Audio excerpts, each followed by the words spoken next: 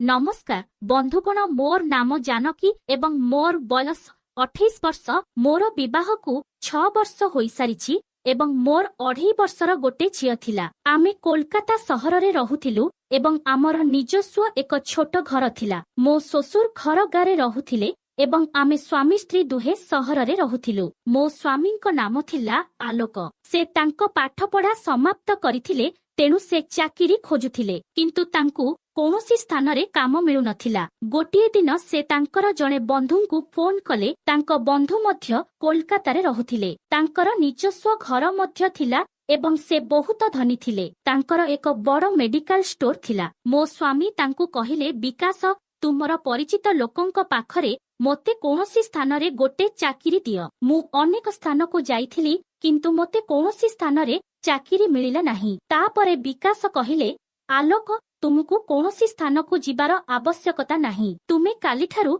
मो medical store रे काम करिबाकू आस। तापर दिन ठारू मो स्वामी मेडिकल स्टोर रे काम करिबाकू जिबा आरंभ कले एवं मु मध्य निज पई चाकिरी खोजुथिली। किंतु मो स्वामी कहिले जानकी तमे आउ चाकिरी खोजो नाही। जदि तुमे बाहर को जाओ तेबे आम झिकर जत्न किए नेब। एबे मु एक चाकिरी पाइछि एवं मो बंधु मते भल दरमा देबे तेणु तुमको कौनसी स्थान रे काम करिबाकू पड़िबो नाही बोली कहिले। किंतु मु भाबिली जे जदि आमे दुहे एकाठी काम करिबा तेबे आम झियर भविष्यत पई किछि टंका संचय होई परिबो। गोटिए दिन मु एक ब्यूटी पार्लर रे चाकिरी पाइली एवं मु पार्लर कोर्स करिथिबारु मु सेही काम करिबाकू राजी होइगली। संध्या रे जेतेबेले मो स्वामी घर को आसिले मु कहिली सुन मु एक पार्लर रे चाकिरी पाइछि एवं मोते प्रतिदिन 3-4 घंटा सेठाकू जिबाकू पड़िबो। मो स्वामी कहिले जानकी तुमे झियो को छाड़ी बाहर को जिबार कौनसी आवश्यकता नाही। तुमर जहा आवश्यक मु ताहा आनी देबी। तुमे घरे निजे पार्लर आरंभ कर। मु कहिली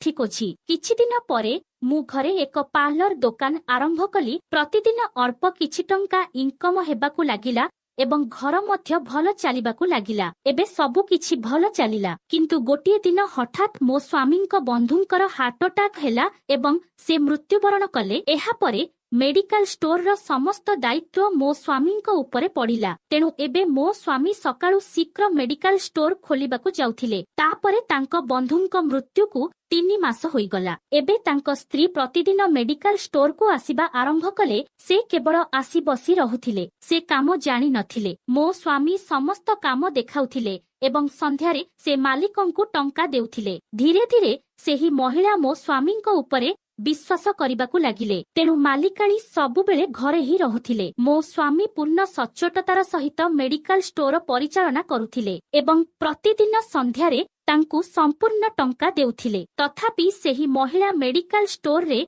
एक कैमेरा लगाइथिले। जेतेबेले से घर को आसिले मो स्वामी मते एहा कहिले। मु कहिली से तुमको विश्वास करे नाही सेथिपाई से कैमेरा लगाइछि। एहा परे किछि दिन एही परी बीती गला। गोटिए दिन मालिक मेडिकल को आसिले एवं मो स्वामी को डाकी कहिले आलोक तुमे एठारे काम करिबार बहुत दिन होई गला एवं तुमे बहुत सचोट भाबरे काम करूछ। सेथिपाई मु तुमको संपूर्ण मेडिकल हस्तांतर करे एवं तुमर दरमा मध्य वृद्धि करिबी बोली मालिक कहिले। एबे सेही महिला मो स्वामींक उपरे संपूर्ण दायित्व देई आश्वस्त हेले मो स्वामी कहिले समस्त दायित्व मो उपरे दियो नाही माडाम। मते मध्य मो घर को समय देबाकू पड़िबो। तापरे मालिकानी कहिले आलोक मु काली तुम घर को आसी तुम स्त्री एवं तुम झियंकु भेटिबी। एहा कही से परदिन मो स्वामींक सहित घर को आसिले। से आम घर देखि मो झियो एवं मो सहित साक्षात कले। से बहुत धनी एवं मो ठारू बहुत सुंदर थिले एवं से बहुत आकर्षणीय देखा जाउथिले। सेही दिन ठारू मोर सुखी जीवनर मूलदुआ दोहलिबाकू लागिला। अर्थात सेही महिला धीरे धीरे मो स्वामींक प्रेमरे पड़ी जाउथिले। से मो स्वामींकु संपूर्ण विश्वास करिबाकू लागिले एवं मेडिकल र समस्त दायित्व मो स्वामी को हस्तांतर कले। एबे से जेतेबेले मन हेले मेडिकल को आसी बुली जानती। मालिकाणीर स्वामी मरिबा दिन ठारू से पूरा गिहा पई पागल होई जाउथिले। सेथिपई मालिकाणी मो स्वामी को पटेइबा पई एमिति नाटक करुथिला। गोटिए दिन मालिकाणी मेडिकल को आसिले एवं सेतिकी बेलकू सेठारे केही नथिले। मो स्वामी एकुटिया ही थिले। सेतिकी बेलकू मालिकाणी आसी कहिले एबे तो केही लोक आसु नाहंती दुकान बंद कर बोली कहिले आउ मु घरु खाइबा धरी आसीछि मिसी खाइबा बोली कहिले सेइठु मो स्वामी मालिकाणीर कथा मानी मेडिकल स्टोर को बंद करिदेले तापरे दुहे भितरे खाइबा आरंभ कले खाद्य खाउथिबा समयरे मालिकाणी जानी सुनी मो स्वामी को छुई देउथिले एवं तांको आखिरे आखि मिसेई मो स्वामी को देखुथिले किंतु मो स्वामी एहाकु अणदेखा करी खाद्य खाउथिले खाद्य सरिबा परे मो स्वामी तांको कहिले माडाम मु एबे घरकु जाउछि तापरे से कहिले आलोक मु तुम सहित किछि कथा हेबाकु चाहुछि मो स्वामी कहिले मते कुह तुमे कोन कहिबाकु चाहुछ तापरे से कहिले आलोक मु प्रथम देखारे तुमको प्रेम करिसारिछि एवं मु तुमको बहुत पसंद करे मु तुम बिना बंची पारिबी नाही सेथिपाई मु प्रतिदिन मेडिकल को आसे एवं आजि मु तुमठारु जाहा चाहिबी तुमे मते ताहा देबाकु पड़िबो बोली कहिले सेइठु मो स्वामी कहिले तुमे कोन कहिबाकु चाहुछ एही समयरे मालिकाणी उठी पड़िले एवं मेडिकल रे कैमेरा बंद करी मो स्वामीको पाखकु आसी तांकु कुंढेई पकाई कहिले आलोक मोर अनेक इच्छा जाग्रत होईछि एवं केवल तुमे सेगुड़ीको पूरण करिपारिबो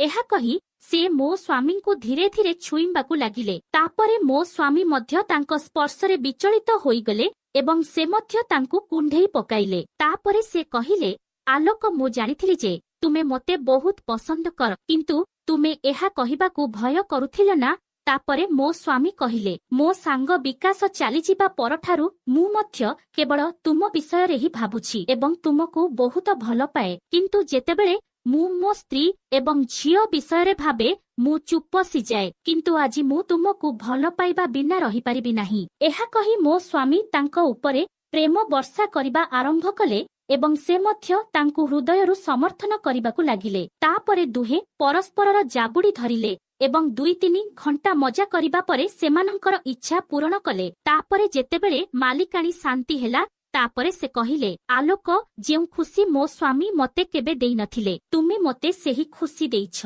एबे संध्या 5टा बाजिगला तापरे दुहे फ्रेश होई गले एवं सेमाने मेडिकल खोलिले एवं धीरे धीरे लोक माने पुणी मेडिकल को आसीबा आरंभ कले सेही दिन ठारू दुहे प्रतिदिन अपराह्नरे सेमानंकर इच्छा पूर्ण करिबाकू लागिले एबे मो स्वामी प्रतिदिन रातिरे क्लांत होई घर को आसुथिले एवं रात्रि भोजन खाई तुरंत सोई पड़ुथिले बहुत दिन हेलाणी मो स्वामी मते समय देउ नथिले मो स्वामी मु चाहुथिबा खुशी आउ देउ नथिले सेथिपई मु मो स्वामी को संदेह करिबाकू लागिली तापरे किछि दिन एही परी बीती गला एवं गोटिए दिन मु मेडिकल स्टोर को जिबाकू निष्पत्ति नेली तापरे अपराह्नरे मु घर काम सारी मेडिकल को गली एवं सबुदिन परी मु मेडिकल बंथिबा देखिली किंतु मु सेठारे अटकी गली सेही समयरे मु भितरु फुसफुस शब्द सुनिली तेणु मु सेठारे बसी मेडिकल स्टोर खोलिबा जाके अपेक्षा कली तापरे जेतेबेले 2 घंटा परे मेडिकल खोलिला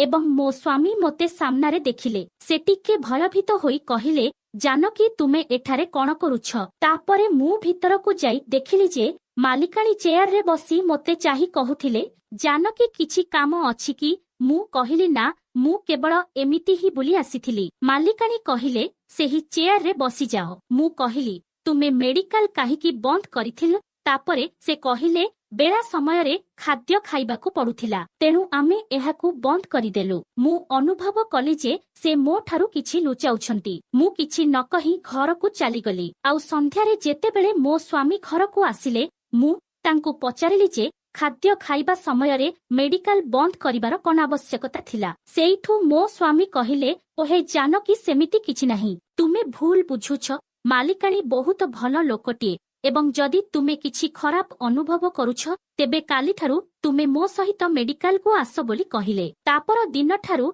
मु तांको सहित मेडिकल स्टोर जिबा आरंभ कली मालिकाणी आउ मो स्वामी दुहे मिसिबा पई समय पाई पारु नथिले सेथिपई सेही माडाम मते रागरे देखिबाकू लागिले कारण से प्रतिदिन अपराह्नरे मो स्वामीଙ୍କ सहित आनंद करिबारे अभ्यस्त होई जाइथिले एवं एबे मो जोगु से आनंद पाई पारु नथिले तेणु गोटिए दिन से मोते कहिले जानकी तुमे प्रतिदिन काहीकि मेडिकल को आसुछ तुम पार्लर काम करुना कि तापरे मु तांको मनरे कोन अछि बोली ताहा बुझी पारिली तापरे मु भाबिली एवं परदिन पुणी थरे मु मेडिकल को गली एवं अपराह्नरे ମୋ ସ୍ୱାମୀଙ୍କୁ କହିଲି ଯେ ତୁମେ ଖାଦ୍ୟ ଖାଅ, ମୁଁ ଘରକୁ ଯାଇ ମୋ ଝିଅକୁ କିଛି ସମୟ ଶୁଆଇ ଦେବି ଏବଂ ତାପରେ ଫେରି ଆସିବି ବୋଲି କହି ମୁଁ ମୋ ମୋବାଇଲ ଚାଲୁ କରି ଗୋଟେ କୋଣରେ ଲୁଚେଇ ରଖିଲି ଆଉ ମୁଁ ଘରକୁ ଚାଲିଗଲି। ମୁଁ ଘରୁ 2-3 ଘଣ୍ଟା ପରେ ଫେରି ଆସିଲି ଏବଂ ଧୀରେ ଧୀରେ ମୋ ମୋବାଇଲ ବାହାର କରି ଦେଖିଲି। ମୋବାଇଲରେ ଯାହା ଦେଖିଲି ତାହା ମୋ ପାଦ ତଳୁ ମାଟି ଖସିଗଲା। ମୁଁ ଯାହା ଭାବିଥିଲି ତାହା ଘଟିଲା। ସବୁଦିନ ପରି